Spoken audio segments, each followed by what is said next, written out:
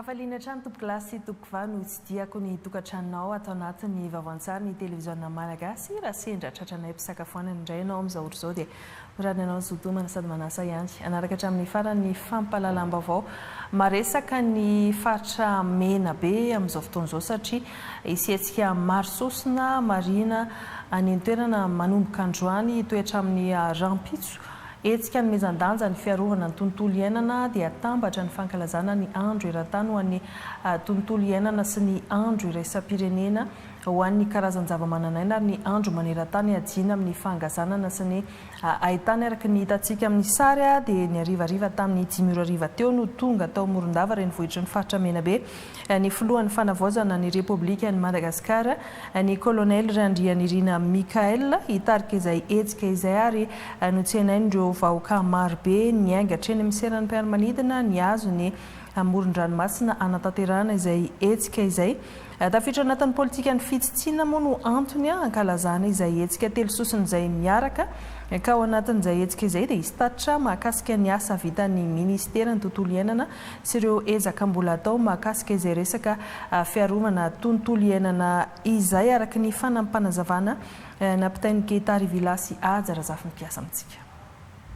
Ny roa andro eto amin'ny distrika ny Morondava faritra Menabe no hankalazana ny andro iraisam-pirenena ho an'ny karazan-java-mananaina sy ny andro manderan-tany ho an'ny tontolo iainana sy ny andro manderan-tany ho an'ny ady amin'ny fangazanana sy ny haitany.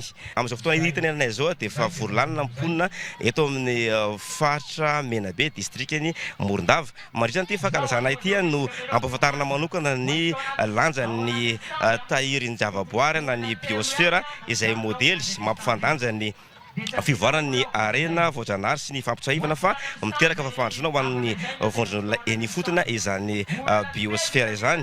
Manana ny satany ihany koa izany biosfera izany ary ho resahana eto ihany koa ilay famatsim-bola azo avy amin'ny crédit carbone sy ny ampiasana izany vola izany na le antsoina hoe tambiry mbidy ho an'ireo mponina eny ifotony. Hisany koa ny fampitaovana ho an'ireo vondron'olona eny ifotony sy isy koa ny fizarana fifanarahana arakasa ho an'ireo mpiasa izay mbola tsiraikitra eo anivon'ny ministera ny tontolo iainana sy ny fandrosoana lovain-jafy. Manodidina ny zato eo ireo trano eva no mampiranty ireo karazana hoe vokatra eo ihany koa ireo fanehoana ny fiarovana ny tontolo iainana sy izany hoe développement durable izany ny fandrosoana lovain-jafy.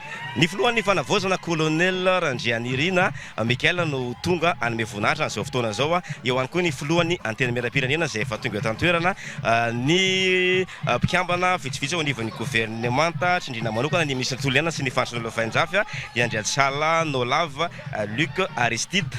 Eo ihany koa député na solombavam-bahoaka tonga mandosona izao fotoana izao sy manam-pahefana sivily sy miaramila eto an-toerana.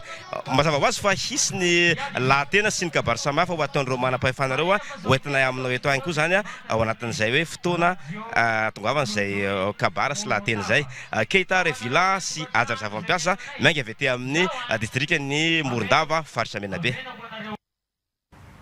Angastratsika Ketary Vilasy mpita faran'izay aingana ny vaovao misy any Morondava renivohitry ny faritra Menabe amin'izao ora itenenantsika izao izany dia mandeha izay lanonana izay sy ny kabary samihafa ka arakaraka ny atongavan'ny sary eto amin'ny foiben'ny televiziona malagasy indray izany no ampitana amintsika izay any tokantrano any fa efa nanomboka maly dia efa nisy izay etsika ara-panatanjahantena nentina nanome lanja ny fiarovana ny tontolo iainana ao anatin'izay etsika telo sosiny izay notariny ny ministry ny tontolo iainana sy ny fandrosoana lovain-jafy niaraka tamin'ny ministry ny tanora sy ny fanatanjahantena hitondrana fanentanana ny amin'izay fiarovana tontolo iainana izay araka ny famitambavao Isabelle Juda Celestina sy Andre Marson.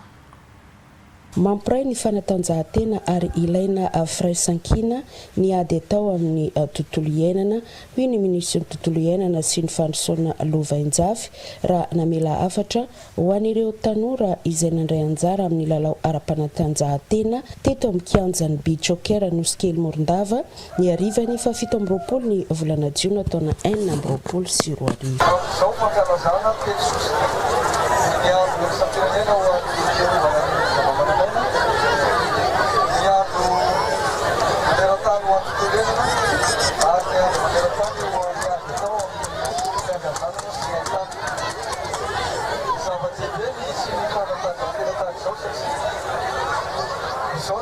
atsika indrindra isika taloha eto Morondava.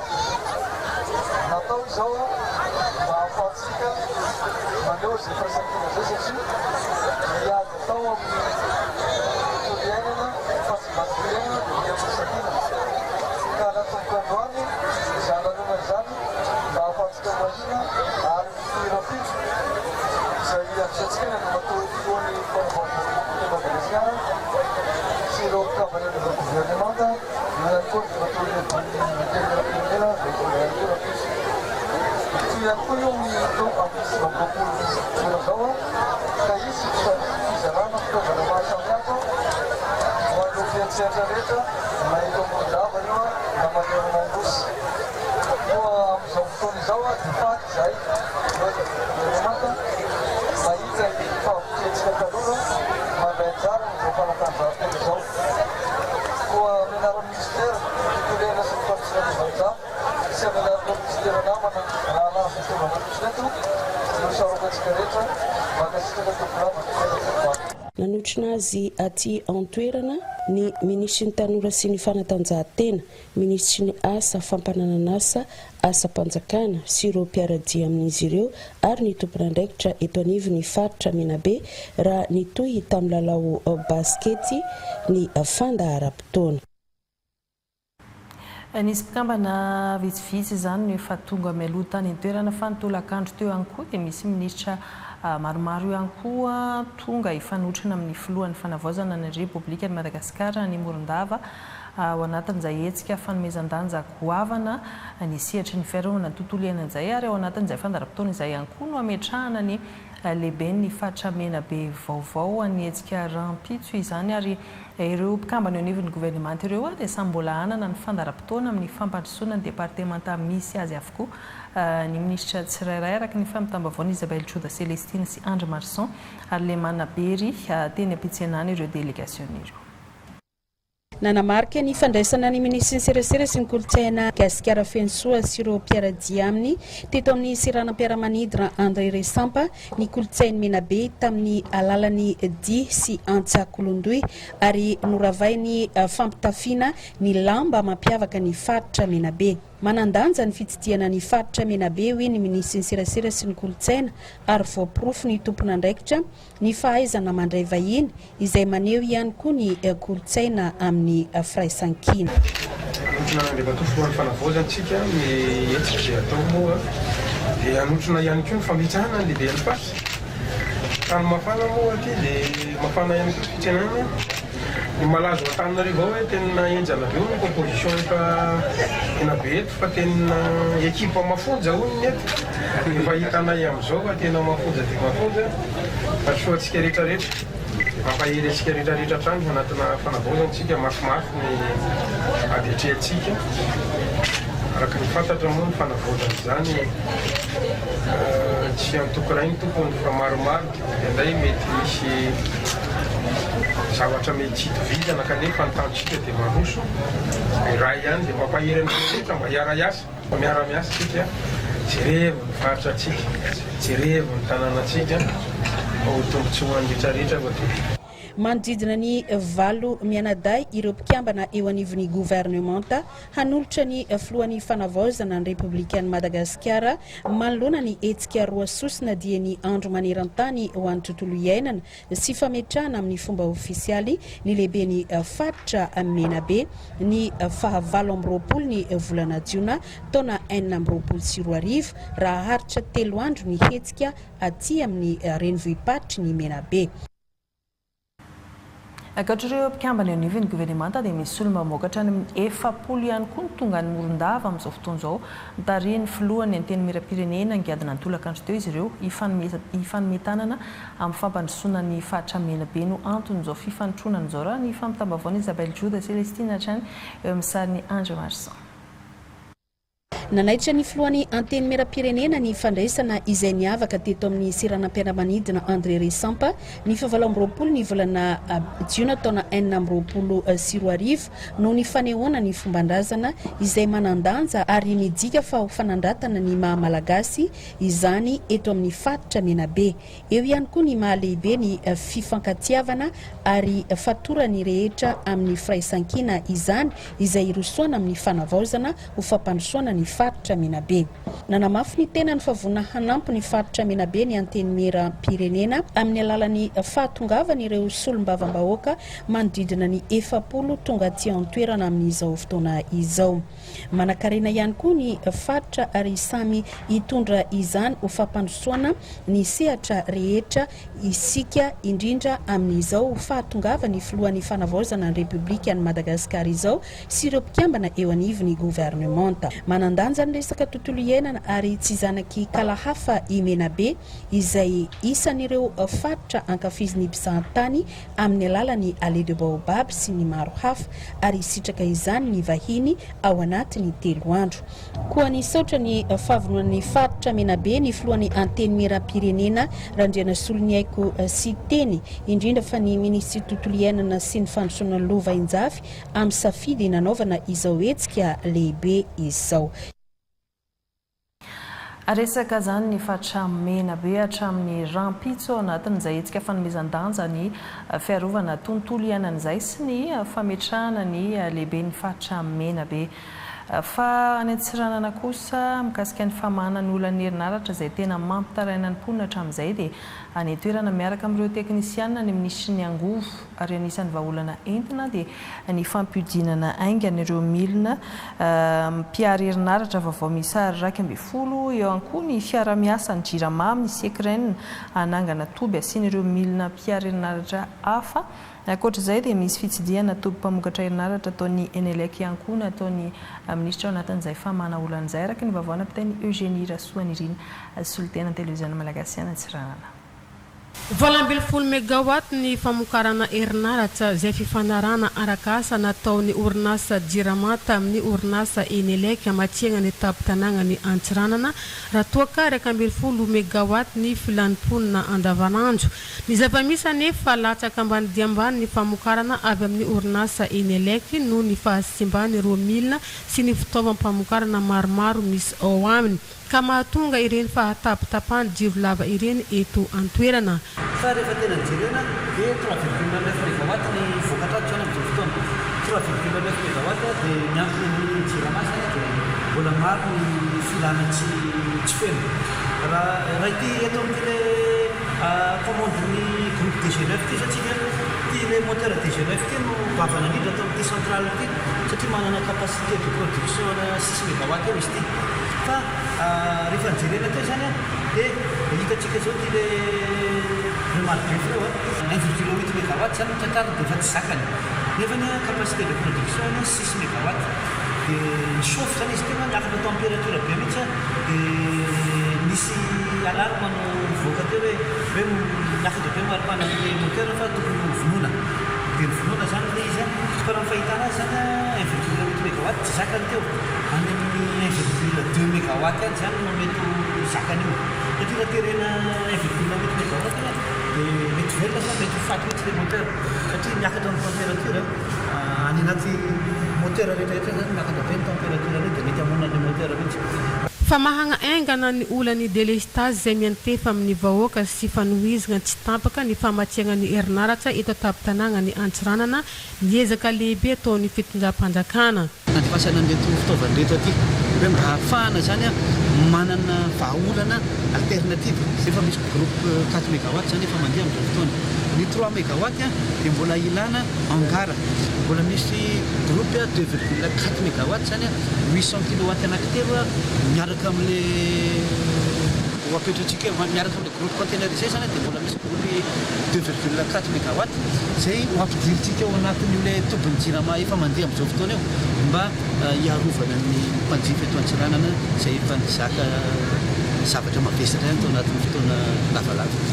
ankoatra ny fagnamboarana ny angara izay ianjaketany orinasa sekret ao agnatin'ny 12 andro nanamafy ihany koa andriamatoa ministry ny angofo sy nakoranafo taty Antsiranana ny hagnamboarana ny fagnavozana tanteraka ny centrale thermique ny orinasa Jirama izay efa tonta mba ahafahana miaro ireo fitaovana rehefa tonga ny fotoana ny fahavaratra ary nasiny tsindribe ihany koa ny anesorana ireo milina simba ao agnatin'ity centrale thermique ity ary ireo fiara mijanona ao agnatin'ny fefy ny orinasa Jirama. Fa mbola nazona akony ankoho ny fankalazana ny fetim-pirenena malagasy satria tsy niteto an-tanindrazana ihany fa ireo malagasy monina sy miasa ny velany ihany koa dia nankalaza izany anatin'izany ohatra ireo teratany malagasy miasa sy monina ny Russia antarika izay etsika fahatsiarovan'izay ny masoivon'ny Russia ny asin'Andriamanjato ambintsika Andriamasary velo kosa no mitatry ny vaovao. Pakony finiavako ho anao no niantoako ho anao ny afarako ho anao no anakony izay hoako ny fitiavako koa avaosika eto indray izany fanoloratenako ka averiko tsaroana sy lazaiko mba ho fantatra fa izaho dia hanompo izany tany sy fonenako ka ny fireneko tiana no iriko mba ho sambatra raha manadino anao gasikara tanindrazako izany nofoko tanora sy ny foko zary valaka aoka ny efako rehetra sy ny lasana mafazako ho dialoka hitondra ao ampasana malalaka. Santionella teny Adirima miendrika tononkalo nataony ny hasin'Andriamanjato masovon'ny Madagasikara ty Rosia tamin'ny fanamarihana ny fa 19 taona ny firenen'ny fahaleovantenan'ny Madagasikara iny. Ankoatra ny teratany malagasy dia ireto diaspora aty Rosia dia voriteto ihany koa ireto teratany sy vahiny miray fo amin'ny Madagasikara. Amin'izao vaninandro lehibe anio tsy tokony hijanona eto amin'ny fankalazana ny fetim-pirenena fotsiny no zavatra ataontsika fa eto tsika andao hanararoatra amelona an'izany afo ny fitiavana tanindrazana izany satria zay no ampiray atsika iarahantsika malala fa ato amin'ny programany diaspora malagasy eto Rosia zay misy tarigeta ho hoavana no nanomboatsika azy rehefa napetraka anareo tamiko ny fitokisana tamin'ny taona 2020 sy 2000 ny tapany voalohany dia mino fa efa tanterakitsika zany tsinona zany fa fampiraisakina ny malagasy rehetra tsy akanavaka monina sy mipetraka eto Rosia dia na olona mijery amin'izao fotoana zao hita fa mirahina tsika miray fotsika na tety antany lavitra ty azy. Naverina teto ny sotoavana malagasy toy ny fiaraha-misakafo indrindra moa ireo ravaka fanao amin'ny fetim-pirenena malagasy loko fotsy mena maitso ary ny arindrina. Mbola tao anatin'izay fankalazana ny fetim-pirenena malagasy fanamarihana moa zany raha ny maromano kokoa izay dia mbola nisy vondrona mpira miaramila tatsambo rosiana ihany koa tonga eto amintsika nanao seho manokana tetsy amin'ny lapan'ny kolontsaina sy ny fanatanjahantena mahamasina izy ireo tolakandro teo ka nanome lanja manokana ny teny malagasy ry zareo ny andritr'izay seho izay isan'ny jery ny fampisehoana miavaka ihany koa moa zany ny prime ministre lehibe ny gouvernemanta malagasy izay nanamafy ny firindran'ny fiara-miasa eo amin'ny firenena roa tonta nanentana ny malagasy koa ny prime ministre Mamtsina Rajaonarison mba ampiasa hatrany izay tenintsika malagasy izay. Grifiny Bakonena sy Jakira Kotomanga no hitondra amintsika izay santionana ny seho izay.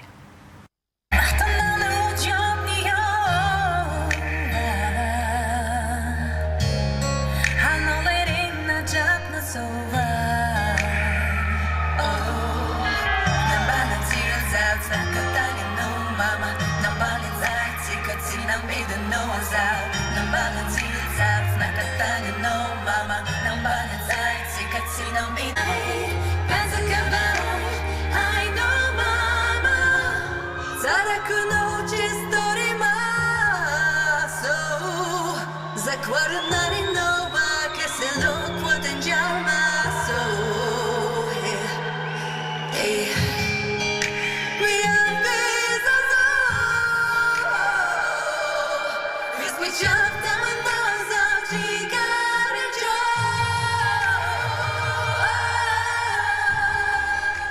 Ny safidy ihira amin'ny teny malagasy mariky ny roy mpifandraisana amin'ny firenena rotonta ny vondrony miaramila tatsambo ny ranomasina mainty avy any Rosia.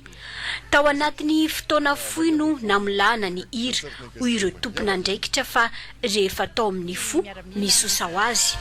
Nampientanentana ny rehetra tokoa ny iseho.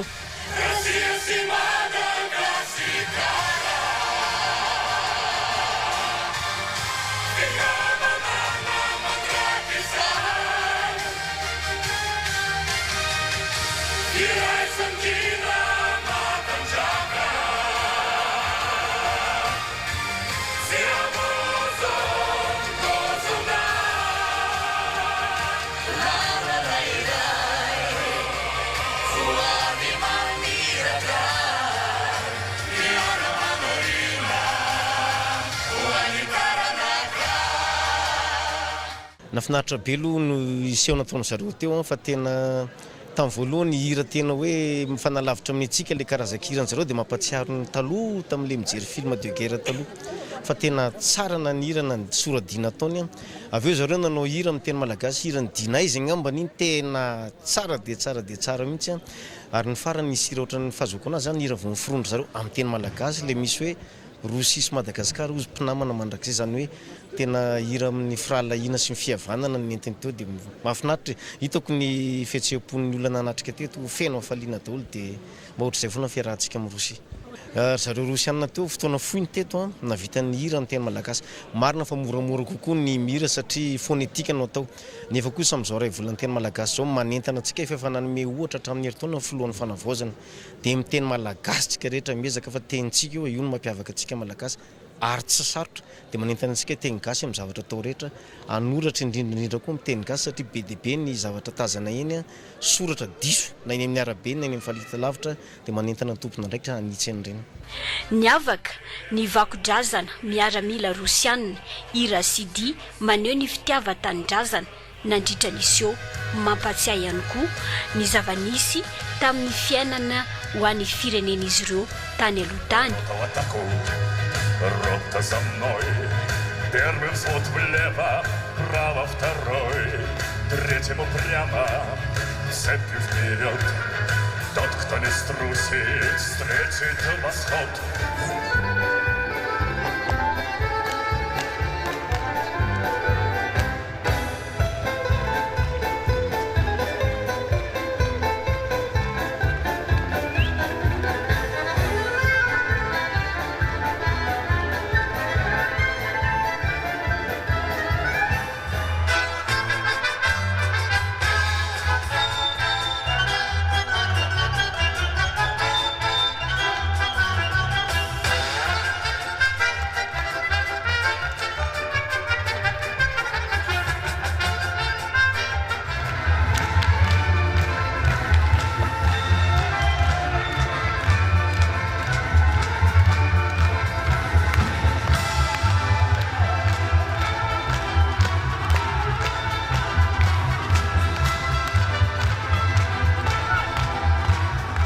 Miaramila avokoa no ampahany maro mandrafitra ny vondrona ary efa fanaon'izy ireo ny mitety firenena mitondra ny fampisehoana ara-kolotsaina maneho an'izay fomba amampanao Rosianina izay.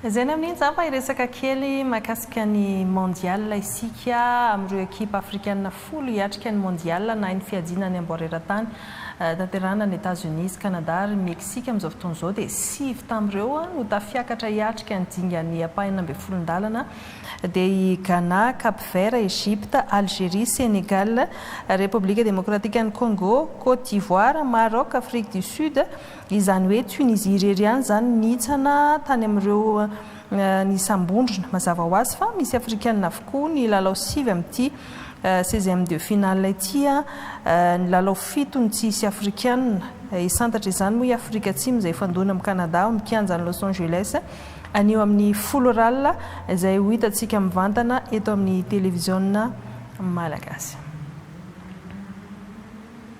amin'ny folo ralina zany rehefa avy eo no misy izay lalao izay fa lafim-baovao hafa mbola ao anatin'ny volana jona isika dia ao anatin'ny fankalazana ny iray volan'ny ankizy tany taolany artany dia nisy hetsika manokana nentina nanamariana izay no tanterahany SOS Village d'Enfants hetsika natao indrindra hiadiana amin'ny herisetra manjady amin'ny ankizy zany satria amin'ny mahakany mpitaiza sy mpanabe ny ty SOS Village d'Enfants ty dia mahatsiaro manana didy goavana izy ireo hitondra ny feon'ireo ankizy amin'izay ady amin'ny herisetra izay araka ny famitam-baovao ny Aniky Pierre solitena televizany malagasy Antolanaro. Andao hiara-entana, andao hiaro ny ankizy amin'ny herisetra. Io no lohahevitra noentina nanamariana ny volan'ny ankizy. Mijoro hiaro sy hitandro izany lohahevitra izany ny SOS Village d'Enfants Anosy ka izao nanokana andro hoentina hitondrana ny feon'ireo ankizy. Fotoana ihany koa ny toy izao hampahafantarana azy ireo ny zo tokony hisitrahany. Ny androndroany dia zava-dehibe ho anay atao amin'ny SOS Village d'Enfants tokoa. Tsy SOS Village d'Enfants ihany fa mpiara-miombinantoka rehetrarehetra izay misehatra amin'ny fiarovana ny zon'ny ankizy rehetra. Ny antony ahafahanay izay misorotena amin'ireo ankizy mba hiteny mafy ary manakoaka ny mba hialana amin'ny herisetra izay atao amin'ny ankizy. Indrindra fa amin'ny fampiasana azy ireo amin'ilay mbola tsy ampy taona. Dia rariny mitsitsiny raha ohatra ka tena hoe tsy angina izahay satria be dia be ny zavatra hita eny amin'ny fiarahamonina ary tena tokony fingorana izany.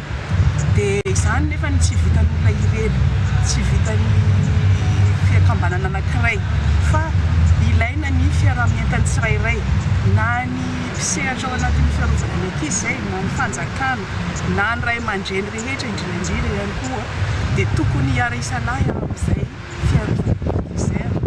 Natokana ho any ankizy tanteraka ity lanonana teto ity ka hetsika maro samihafa no noentina nanatotosana izany. Izany rehetra izany dia naraina fanentanana ara-pahasalamana sy fanentanana ireto farany hanohitra ny herisetra. Hijanona any amin'ny fatra Nosy hatrany isika ho any amin'ny distrika ny Betroka misy tsena lehibe vita fanamboarana natolotra ny vahoaka ankoatr'izay fanarenana izay dia mbola isy ihany koa fikasana nitatra ity tsena ity satria maro ireo mpivarotra no sy tafiditra ao anaty ka nandritry ny fandalovan'ny solombavambahoaka tany Betroka nanotra izany ho an'ny vahoaka dia tsy adino ny asa sosialy na ny fanampiana ireo mponiny Betroka indrindra nandritry izao asaramanitra izao. Théophile Norbert solitena televizany malagasy ny Betroka no mampita ny vaovao.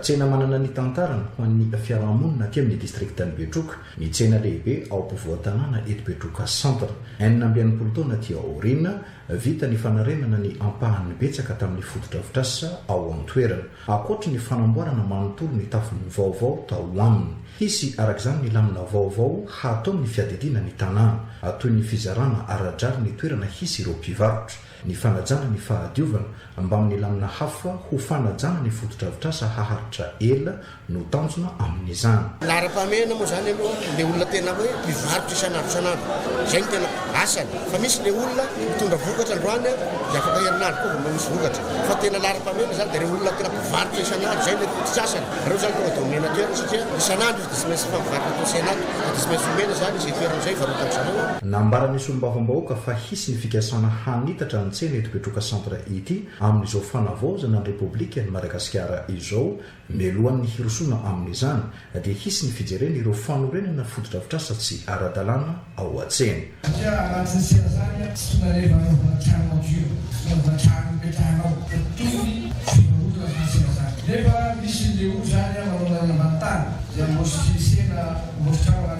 Nandritry ny fandalovany taty Betroka izao dia nanolotra jiro mandeha amin'ny herin'ny masoandro ho anatokantrano misy 700 misy ireo marary tezaina eny amin'ny tobimasina Betesda aty an-toerana ny tenany. Ankoatra ny fanomezana sakafo ho an'ireo marary nahazo vary roapologony akanjo mba amin'ireo fitaovam-pambolena ihany koa ireo voafonja aty amin'ny distriktany Betroka ny beantitra misahirana ara-pivelomana sy ireo mpiara-miasa aminy anarivony no nitolorany sy ny fianakaviany nofikena amin'ny tampihavanana akoatra n'ireo zaza 4 mahery na hazo harendrina avy taminy ny hariva ny 5 ny volana jona lasa teo.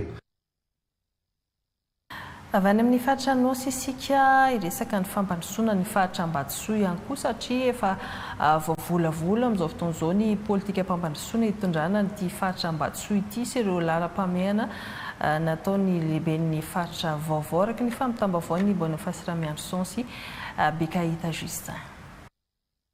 Amin'ny maha faritra vaovao any Ambatsoa dia saika laharam-pamehana avokoa ny sehatra rehetra hoy ny lehiben'ny faritra raha namotany ny mpanao gazety fa mahafaritra mivelona amin'ny vokatry ny fambolena azy dia isan'ny vendohan-draraha ny lalana.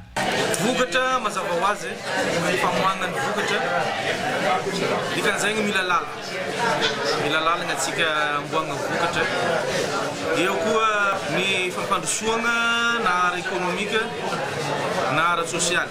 Olana goavana mitana tahambony eny amin'ny fitsarana ny ady tany ezaka lehibe ny amahana io olana io ho hiatrany lehiben'ny faritra.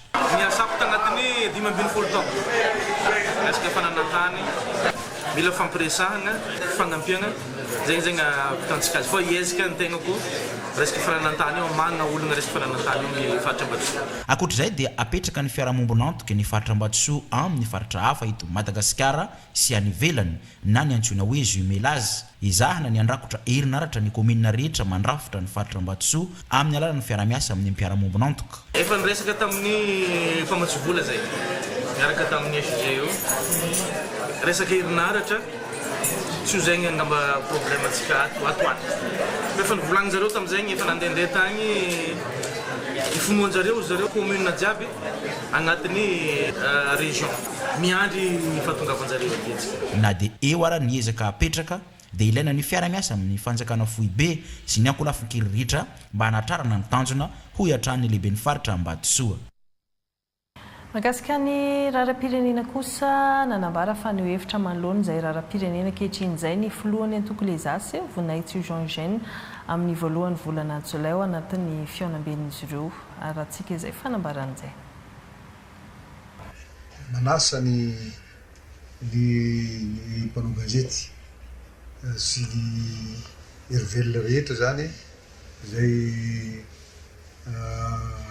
mba hanatrika ny fanehoan-kevitra izay ataon'ny Lesasy zany amin'ny ao amin'ny espace fenitra amin'ny voalohany volana juillet amin'ny 10 ora ka manasa anareo mba ho tonga maro betsaka amin'izany fanehoan-kevitra zany satria zay moa tsy niteny aloha fa amin'izao fotoana zao satria misy fotoana nitenenana misy fotoana anginana amin'izao fotoana kosa zay dia aneho ny hevitra momba ny toe-draharaha politika amin'ny eto Madagasikara sy toe-draharaha-pirenena. Resaka kely vaovao mahakasika ny finoana silamo isika nankalaza ny fahatsiarovana ny nahafatesany Imam Hussein ireo mpino silamo shiita teto Antananarivo tamin'ny alalana fitaom-pivavahana sy hetsika ara-tsosialy no nanamarian'izany ka ny antony dia ho fanehoana ny soatoavana navelan'ny Imam Hussein izay mifototra amin'ny finoana ny fijoroana mirary ary ny fifanampiana araka ny fanangonam-baovany Mamsoa Hortensia sy Joël Sangiaparana. Tsy fahatsiarovana ny fahafatesany Imam Hussein na fotsiny ihany fa fanavaozana ny hafatry ny rarina ny fahafoizantena ary ny firaisan-kina izay no anamarian'ireo mpino silamo shiita ny andro ny Ashura ho fahatsiarovana ny martiora. Tsy mijanona mivavaka fotsiny ihany ny finoana fa seho amin'ny alalan'ny asa sy ny fifampitsinjovana ny mpiarabelona izay indrindra no nanamarian'ireo mpino silamo shiita ny fahatsiarovana ny nahafatesany Imam Hussein izay zafikely ny mpaminany Mohamed atao amin'ny moské na Korindrano. Imam Hussein io nanao sorona ny tenany sy ny fianakaviany marina netiny hatramin'ny zaza mambehivavy tamin'ny toerana atao hoe Karbala ao Irak. Imam Hussein moa izy na tonga ny ady zany dia niady amin'ny tsy fahamarinana, niady amin'ny tsy aradrarina, nitsangana amin'ny fampitsanganana ny fahamarinana izy zany a ny ray ny olona afaka izay natondranay a malahelo ny akanjo mainty amin'ny andro fafolo ny volana Muharram izay volana voalohany any Islamo. Nisy araka izany ny asa sosialy isan-karazany toy ny fizarana rano sy sakafo an'ireo fianakaviana sahirana ary fanomezana maimaim-poana ho an'ny mponina. Teo koa ny fanomezan-drà hetsika izay entina ampiarina ny soatoavina navelan'ny Imam Hussein izay mampirisika ny fifanampiana sy ny fiahinany hafa. Cet événement est considéré comme étant un symbole de la lutte contre l'injustice et la tyrannie, un sacrifice pour préserver les valeurs de l'islam et un appel permanent à défendre la vérité, même au prix de leur propre. D'une manière plus générale, il y a d'autres événements qui sont liés à ce même jour. En fait, l'opportunisation plus globale, il y a le repentir du prophète Adam, il y a le salut du prophète Moïse, il y a la sortie du prophète Jonas du grand trou du poisson, il y a le sauvetage du prophète de Noé après les... Ankalazain'izy ireo isan-taona izao fahatsiarovana izao ankoatra ny fitadidiana ny tantara dia tanjona ny ampita amin'ny taranaka ny afatry ny rariny, ny firaisan-kina ary ny fitiavana ny mpiarabelona. Soatoavina mbola manan-danja eo amin'ny fiarahamonina misy ankehitriny ka mila verina sy ampiarina amin'ny fiainana andavanandro. Izay no anatanterahany ireo mpino silamo sy hita hetsika maro izay nahitana fitaom-pivavahana sy famelabelarana ny lanja ny sorona nataon'ny Imam Hussein izay olona heverin'izy ireo ho niady ho an'ny fahamarinana, ny faharetana ary ny fahafoizan-tena teo amin'ny finoana. Efa nirezaka sakafo ihany ny fanadihadiana iny dia anisan'ny sakafo be mpampiasa amin'ny sakafo izany ny menaka hitaka mba ilana amin'ny ahiahy dia nitondra fanazavana ny tompona andraikitry ny orinasa fa manaraka ny fenitra ara-pahasalamana ry akatoavin'ny fitondram-panjakana ny vokatra menaka atao amin'ny sakafo izay araka ny famitambavana Isa Abbas amin'ny Irlandina solitena televiziona malagasy any Thomas. Nanamafy ny tale général ny orinasa mpanao menaka sakafo Ilerie Industrielle de Toamasina na Anita Andriamatora Kotondrazaka Handrosoa fa manaraka ny fenitra sy kalitao ara-pahasalamana ny famokarana ataon'izy ireo. Dingana maro no tsy maintsy arahana azahoana antoka izany fankatoavana ara-pahasalamana sy ara-panjakana izany vao azo ny mpanjifa ampiasaina. Voalohany indrindra dia maka échantillon aloha voalohany ny direction régionale ny commerce zany eto toerana échantillon scellé misy karazany roa ny toerana andefasana ireo échantillon scellé ireo voalohany any amin'ny INSTN na ataontsika hoe Institut National des Sciences et Techniques Nucléaires any ny échantillon voalohany mandeha dia milahatra amin'izay koa misy ny échantillon faharoa ny huile brute io makany amin'ny ACSQDA na ny agence de contrôle de sécurité sanitaire de la qualité des denrées alimentaires io dia laboratoire ny ministère ny fahasalamana ary io laboratoire io no hany hoe laboratoire ikena. Ny orinasa hita zany dia manana laboratoire zay ataontsika hoe hika farany amin'ny fitiliana ny menaka manomboka amin'ny huile brute hiditra ao anatin'ny raffinerie eo atenatenany isaky amin'ireny process reny isaky midingana izany mandra-pahatonga azy ho menaka voahodina na huile raffinée dia mampiasa an'izay zahay dia rehefa afapony amin'ireo na CSQDA zay vao mamoaka izy zany certificat de consommabilité dia avy eo ry zareo no manome ny autorisation de commercialisation. Rehefa tonga eo zany zay vao azo atao hoe menaka voahodina ary afaka jifaina eny an-tsena ny menaka anankiray. Ny tany hatrany ireo mpanjifa anaramaso ny fenitra sy kalitao ny vokatra jifaina eny an-tsena hialana amin'ny osika sy fahasimbana mety iseho. Voalohany zany dia zao hoe jerena ny daty izay misoratra amin'ny emballage na io tavoahangy na io jerrycan dia misy daty daholo io. Misy ny date de production izany hoe ny fotoana namokarana ny menaka dia misy koa ny date de péremption izany hoe ny daty izay hoe hatramin'izao izy no azo hohanina. Tsy mitsahatra manaraka ny fenitra sy kalitao takin'ny fitondram-panjakana malagasy ny orinasa hita amin'ny famokarana menaka sakafo ataony.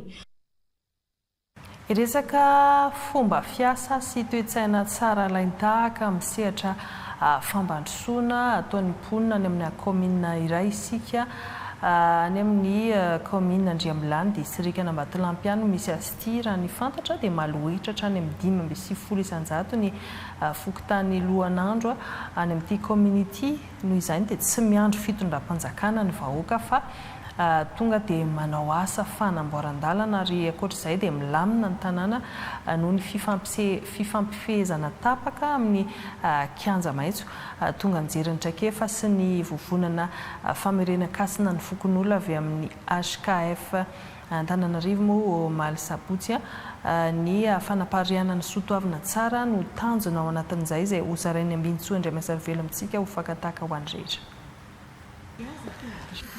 Fokon'olona mamaky fokon'olona izao nataony vovonana famerenan-kasina fokon'olona ao anatin'ny SFKF Antananarivo izao fokotany telo ny Revovangy iray amin'ireo fokotrano Loharanano commune Andriambilany aty amin'ny distrikana Ambatolampy teto mikianja maitso fanavaozana no nataony resaka nametra ampanontaniana mba ho alain-taga sy akanatrekifa. Tanjona voalohany dia nitazona ilay soatoavina malagasy izay efa nisy teo aloha zomy fahamarinana hoe tazomy ny rariny sy nisy hoe azaty kely fiavo ny namana sy ny sisa sy ny sisa. Dia rehefa misy maty dia mandoavana vola telonjato ary ny vary 30 izay no soatoavina ny tazominay aloha isan'olona feno 12 taona akoatra amin'ny mpianatra. Izay koa zany manao asa fiombonana dia rikatra moa zany ery apitery zao misy mangahazo kianja maitso eto zany zay fa teo alohan'izay efa nisy ny vary antanety efa nisy ny tsaramaso efa nisy ny voanjobory zay manao tsipaipaika zato isam-bolana isaka zao lehibe zao fitsonjovana an'io ohatra hoe misy marary misy maty santorany zava-misy ateraky ny kianja maitso izay tsy intina eto ny zavatra ratsy toy ny adiady fananarana olona aty raha teo tena mandry fahalebana ny fivorian'ny kianja maitso dia voarakitra anatin'ny ritika ireto avokoa. Miainga avy aty zany tsy miandry fitondrana zay tsy miandry ny avy any commune akory ary zay tsy miandry ny avy any fokotany zay fa zay kianja avy aty zany no fampiresaka hoe andao dia misy kianja telo zay dia tonga dia efa miara amin'resaka dia hoe andao amboatra lalana dia amboarinay ny lalana satria atao iny ny lalana zany dia avinay isan'andro zany ny lalana dia tsy andrasanay fitondrana tena ilainay zany ny atao hoe fokon'olona mba hoe ny avy aty ambany no miakatra mipetrapetraka tsara daholo zany anay hoe netra alohanay dia miverina makany aminay le miverina makany aminay tsy hoe tonga dia le ara-pakay filanay an'le CG dia rehefa nijerevana ny fokotany lohan'andro dia zay 5.7 isan-jato zay na vita etra aloha dia hoe rariny sy intsiny raha azonareo le izy satria mavitrika zahay azo lazay irehanay aty fokotany lohan'andro aloha zay fandoavaka etra zay tsy misy hoe terena be tsy maintsy aloha tena ohatr' zay milamina zay isa-taona afapo tamin'ny fampirisahana teto mikianja maitso fanavaozana ireto fokon'olona avy Antananarivo. Raha ohatra zany ny vitantsika ny manaparitaka azy sy miaina zany any amin'ireo ataoko hoe 7 isan-jato maherin'ny malagasy ambanivohitra mintsika fa miova ny firenena fa ny zavatra tena tiana ho tenenina androany dia hoe tsy teoria ny resahana ary tsy hoe zavatra tapotapoka fa tena hoe nandritra ny 5.7 taona zay 2011 zareo ny orona hatramin'izao voatazony zareo le izy betsaka zany lesona tokony raisintsika ao anatin'ireny ary zay no tanjony vovonana famerenan-kasina ny fokon'olona hoe andao hiverina andoharano andao anatanteraka ny fanavaozana amin'ny famerenana ny toeran'ny malagasy amin'ny toerana na amin'ny lafin'ny resaka fiarahamonina na amin'ny lafin'ny resaka fiariana na amin'ny lafin'ny resaka fananantany sy ny fanajariana ny tany ary zay ihany koa ny tiana ho tenenina hoe fotoana izao tena hoe raha tsika mihevitra hoe aizany zavatra izay misy tsara dia andao mba izahana ny manaparitaka azy namaranana ny diny resaka tamin'ny be ny tanàna ny Andriambilany marina ny resaka rehetra tany ambanivohitra hoy izy ny amin'ny kianja maitso sy fandovan-ketra ary fandraisana andraikitry ny fokon'olona. Manantsika tanteraka ny vaovao dia mbola nazonako ny fankalazana ny fetim-pirenena.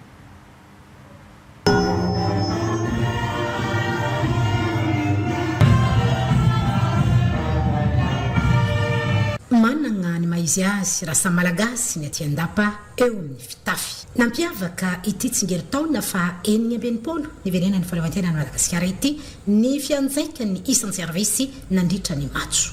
Ny aranentana ny rehetra nagnome ainy ny fety. Samy nagnano izay ho afany na ny gamadinika, ny tanora ary ny zokonjokony. Tontosa teto ny fizaragna loka ho an'ireo mendrika tamin'ny kilalao rehetra natao. Mbola hafa koa ny afomanga ny ainga avy tao Anjiabe izay tegna niavaka tamin'ny hatr'izay ny loavan'ny fitondragna arenjin'ireo zaza sy tanora notarian'ny FSM izay mahandapa any andapa. Romifoloisa ireo nisaloragna marbona pirenena enigny Chevalier de l'Ordre National Malagasy, enigny Médaille de Travail.